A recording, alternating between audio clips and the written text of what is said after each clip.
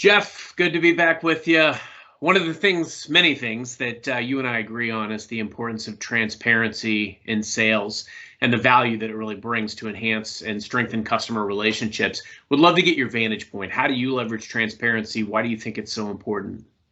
Yeah, so I think about, authenticity being a really important driver in sales and how, you build trust through, when people are presenting an honest version of themselves, you learn to trust them, right? So like with a friend or a family member, you'll find that you're going to naturally be honest with people that you trust because, you're looking for information from them, you're looking for help. And so you want to treat your customer the same way that you would treat your family member or your best friend, where there's really no holds barred and where you feel like you can be honest with one another, because that's what really builds a relationship. And an example that I gave maybe a week ago had to do with interviews. If you're interviewing for a job and somebody asks you a question about like what's one of your flaws, and I know if an interviewee tells me something that's actually good about themselves, now I kind of know that I don't know if I can trust everything else that they're saying, because they're not even being honest with themselves, right? They're too nervous to be honest with me about their flaw. Whereas if somebody tells me like a real flaw, but maybe follows up with how they became aware of that flaw and what they're doing to address it, not only do I respect that person for their honesty and their accountability, but I also now believe pretty much everything they have to say throughout the rest of the interview, which is predominantly, presumably, going to be positive things that they have to say about themselves. It's going to bear more weight with me because I gave them this litmus test about how honest they are.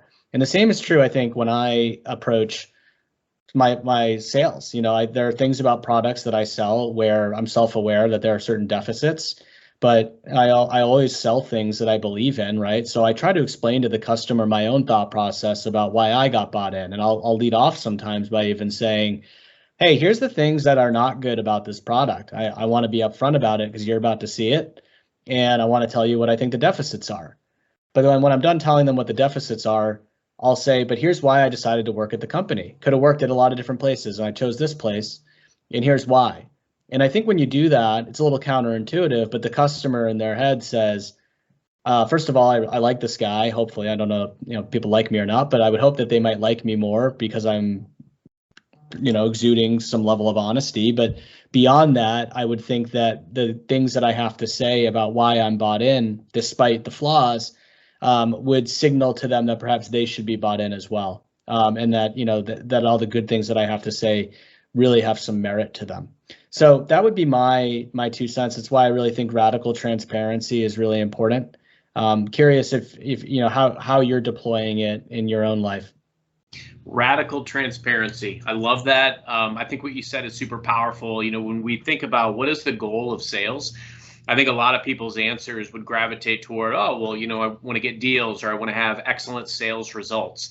Sales excellence is not about excellent sales. It's about really becoming a student of all of the variables and parameters, understanding the playing field. And it starts with relationships. Relationships and resources are critical to being successful, truly successful in selling. And I loved what you said, because it's the goal in my mind is how do we become, from a relationship standpoint, a trusted advisor?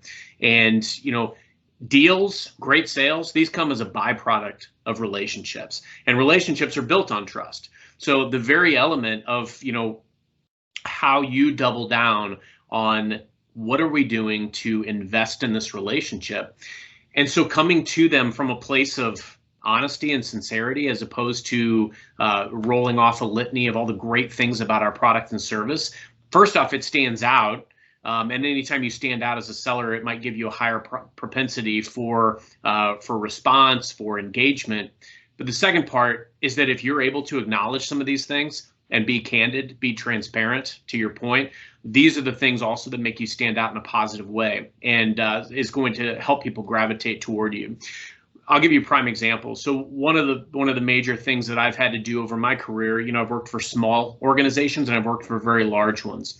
But to be able to come in from a point of, when I worked at a very small organization, I had to be cognizant that I didn't have a brand to really, a logo to really carry on my back. but to be able to talk about, look, I understand that, we may not go toe to toe with some of the other consulting firms or some of the other groups that you may work with. However, what we have is this group of specialists. And I just want to get the opportunity to sit down, connect, get to know us. If there's a fit, there's a way to do something together, would love to explore that. And then think about what other value can I bring to bear? Are there other relationships that I can create for them? Is there value that I can bring? Working at a large organization, I've been very cognizant of the times that companies that we work with have told us, hey, we invest substantially in your organization today. We don't want to spend more money. Or we typically hear from you if or when you want to renew the contract or when you want to some new product to bear.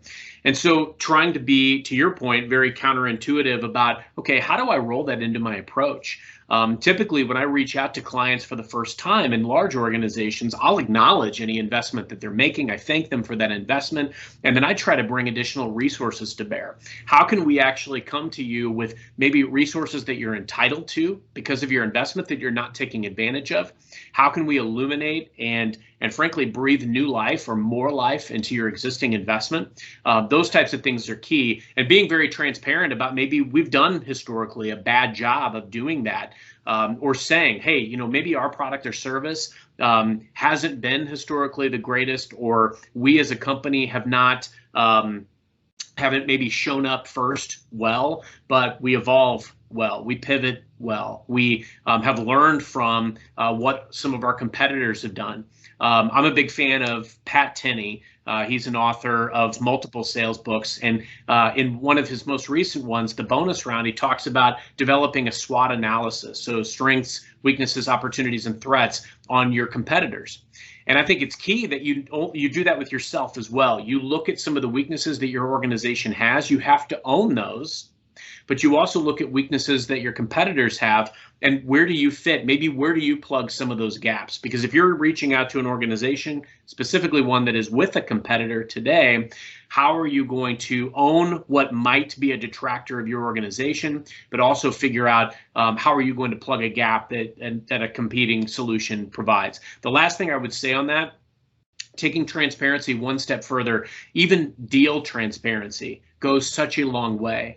Being able to share with an organization what types of levers you can pull on their behalf to bring resources, to provide funding, to provide discounting. If you help them understand what's behind the curtain, it doesn't feel as much like this mythical Wizard of Oz. They can actually see these things. They see that you're working in partnership with them, as opposed to just saying, hey, this is a deal, take it or leave it.